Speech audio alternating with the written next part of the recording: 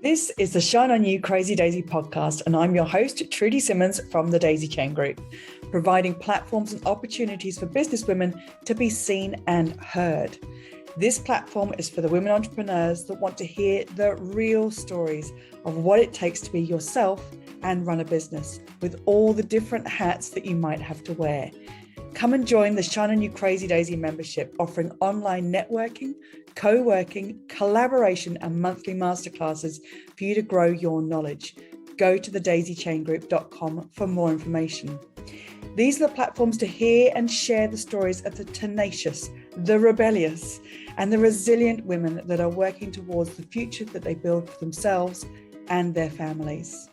Hello and welcome to the Shine On You Crazy Daisy podcast. And today I am thrilled and excited to introduce you to Jenny Lovell from Northern Star VA.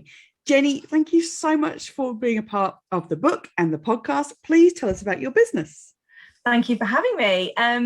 So I run a virtual assistant business, Northern Star VA, and I help other entrepreneurs with small parts of their business, including communications and marketing, events organizing, and general admin. Thank goodness for VAs like you, honestly. What I loved in your chapter is that you didn't feel any pressure to be ambitious as a child, but you knew that you worked to do your best at what you were doing. That is so wonderful, but where did it come from? So I think it came from my family, really. So I come from a line of grafters. And my mum and dad were not particularly high flyers in their careers, to be honest with you. But what they did do was they worked really, really hard at trying to do the absolute best they could be in the roles that they were in. And I think that just really rubbed off on me and my brother, really. So my brother's a little bit older than me. He really is a high flyer. So he's worked so ridiculously hard, too hard, arguably. But he's really achieved so much and stuff. But I think also I've surrounded myself as well with all my friends from school and uni and stuff. They've all got a really strong work ethic. So whether their job earns them big money or not so big money, it doesn't matter. They've still got the passion and the drive to do the absolute best they can the whole time. And I don't know, it's nature or nurture, isn't it? Would I have been like that if I wasn't surrounded by them, or do I surround myself by them because they're the same as me? I don't know. But definitely there's some of that in it, I think. There's so much power in the words that we use. And when you were just talking about the work ethic, ambition or being ambitious doesn't mean that you don't or you do have a work ethic. It's how you choose to view any words that are put on you, which is you saying in the book, I didn't feel like I was ambitious. You've got an amazing work ethic. So it is a form of ambition that takes you through to whatever you want to accomplish. Yeah, thank you. Why did you choose to become a virtual assistant, and where does your support come from? Oh, okay.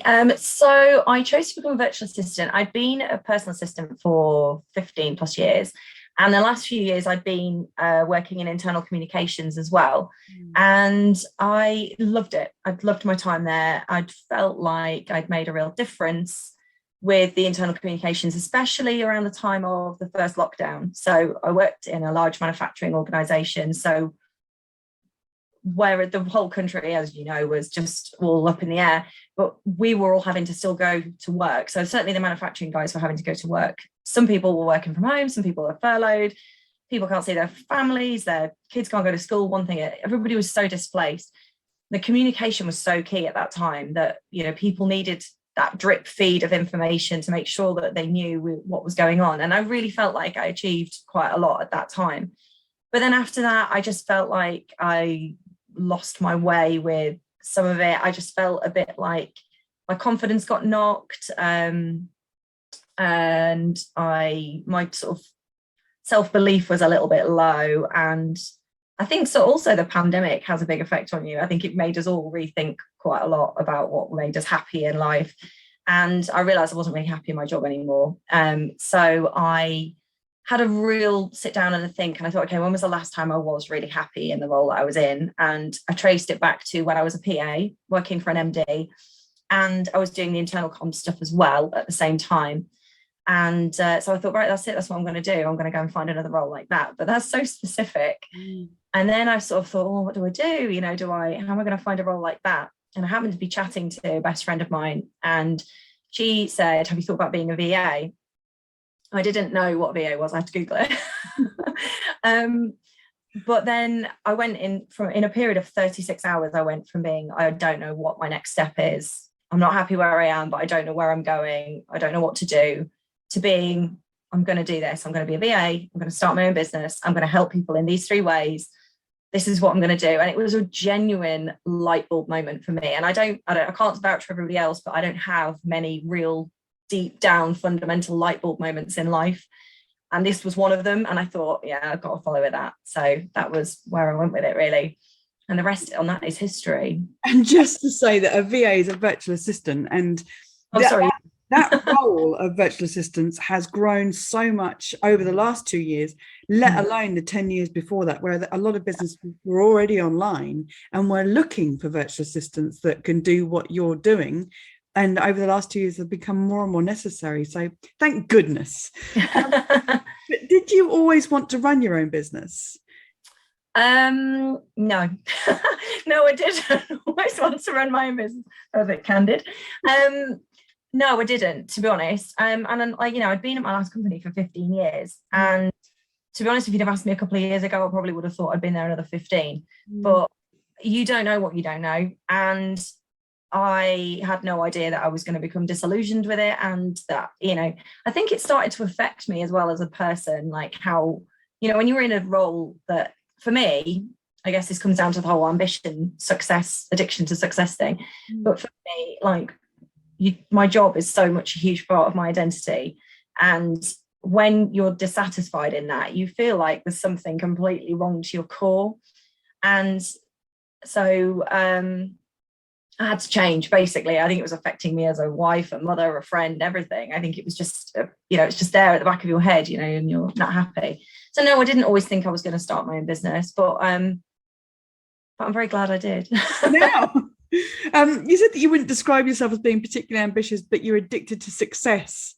I just loved reading that, because for a lot of people, they tie ambition and success together. But being addicted to success for you is a lot about your clients being successful as much as you being successful, because that drives everything. And then ambition is like the back seat that you don't have to have in place for you to be able to feel and be successful. I just thought that was brilliant. Yeah, I think it goes back quite a long way, to be honest with you. So I think my first job, I was 15, working in a tea room. And, obviously it's a tea room. I earned £1.75 an hour because I am that old. You can't give people that much money these days, but that was how much we earned in those days.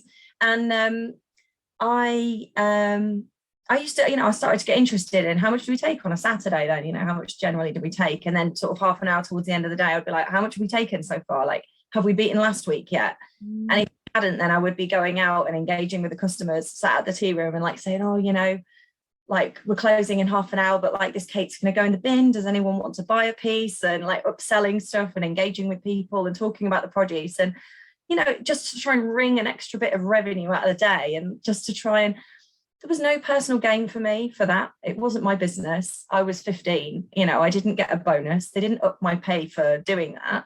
It was just I wanted the Saturday team to be the most successful team, and I don't know. And it just sort of went on from there throughout the whole rest of my career, whatever I was doing. I wanted our region to be the first to get a report in or whatever. So, yeah, I think I have always been a bit addicted to success, and not necessarily my own, but being a silent partner in all of it has been really, really, that's my thing. I'm not a big one for being in the limelight. So actually supporting somebody who is being successful, but knowing that I played my part, that's really important to me. So yeah, you're absolutely right. From a VA point of view, it's perfect because I get to be a cheerleader for, several different businesses instead of just one person or one business. It's brilliant. And it doesn't matter what the task is, whether it's helping to launch a new part of their business or whether it's trying to go for ISO 9001 certification. It doesn't matter. It's every single thing is like a personal challenge to make sure that they get the best result. I used to get called a Rottweiler with lipstick, and I do the same. In the nicest possible way, I'm sure. Oh, I think so. Because I used to get my teeth into something and I wouldn't let go until it was done. And I think there's the same ethic in that, and it's brilliant.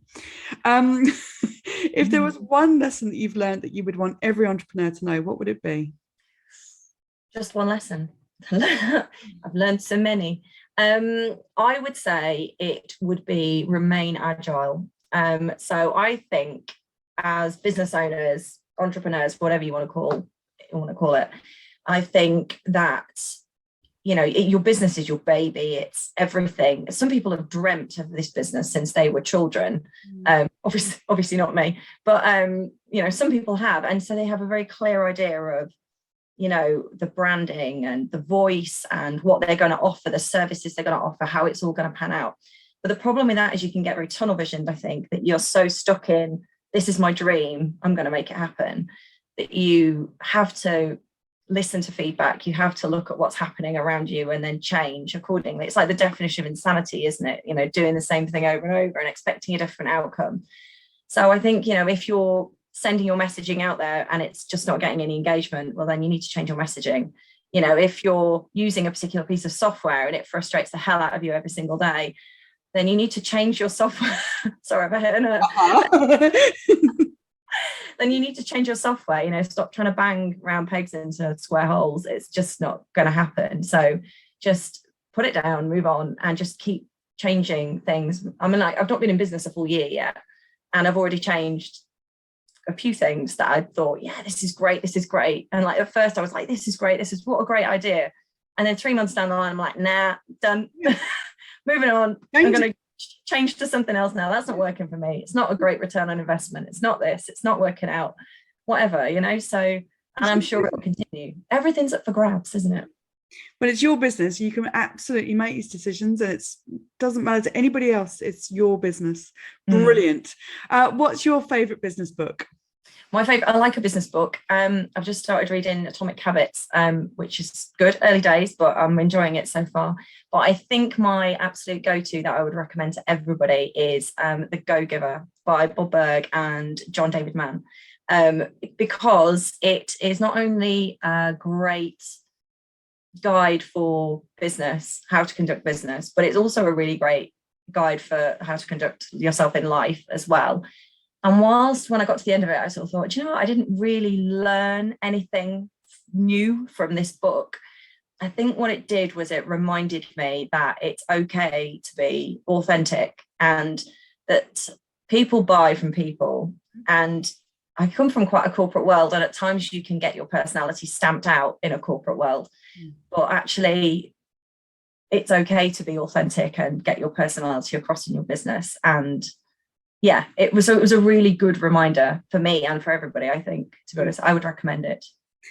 Amazing. Jenny, somebody is going to listen to this, is going to read your chapter, and it's going to change their approach to something that they're doing, or to the words that they're using around that they're not resonating with. So I really appreciate you being involved in the book and the podcast. Thank you. Thank you so much for having me. It's very exciting. Thank you for watching. If you like what you saw, please like the video and click the subscribe button for this channel for more inspiration. If you're a businesswoman looking for that community that will support you and lift you up, come and join the Shine On You Crazy Daisy membership, offering online networking, co-working, collaboration, and monthly masterclasses to grow your knowledge. Go to thedaisychaingroup.com for more information. And for even more inspiration, please go to the link under the video and get your copy of the Shine On You Crazy Daisy series of books with inspirational and motivating stories from businesswomen around the world.